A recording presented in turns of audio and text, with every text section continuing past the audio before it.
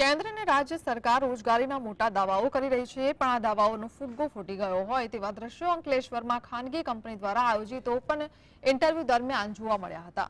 ધક્કામુક્કીના કારણે હોટલની રેલિંગ તૂટી પડતા યુવાનો નીચે પટકાયા હતા, પણ સદનસીબે કોઈને ઈજા પહોંચી ન હતી.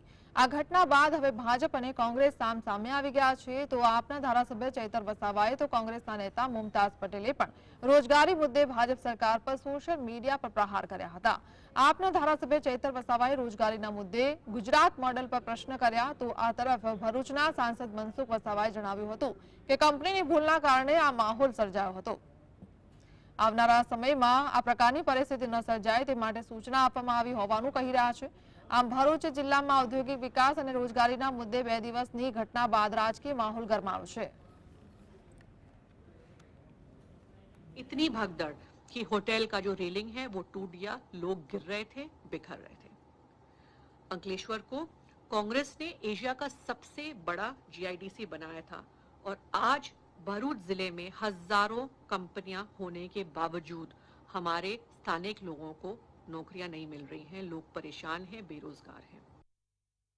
આજુબાજુ વિસ્તારમાંથી હજારો યુવાનો પોતાને નોકરી મળવાની આશાએ ત્યાં પહોંચી જાય છે અને ત્યાં અફરાતફરી સર્જાય છે, પડાપડી સર્જાય છે અને ત્યાં હોટલની રેલિંગ પણ તૂટીને કેટલાક યુવાનો નીચે પટકાઈ જાય છે.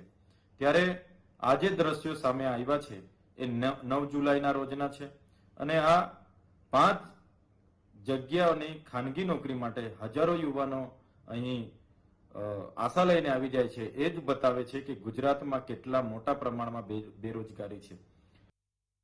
और जिला वहीवटी तंत्र हमारा कलेक्टर श्री ने भी ऐसी घटना दोबारा न घटे इसके लिए सावधानी बरती जाए और हो सके तो रोजगार कचेरी से नाम लिए जाए या रोजगार कचेरी को वो लिस्ट दे कि उनके कैसे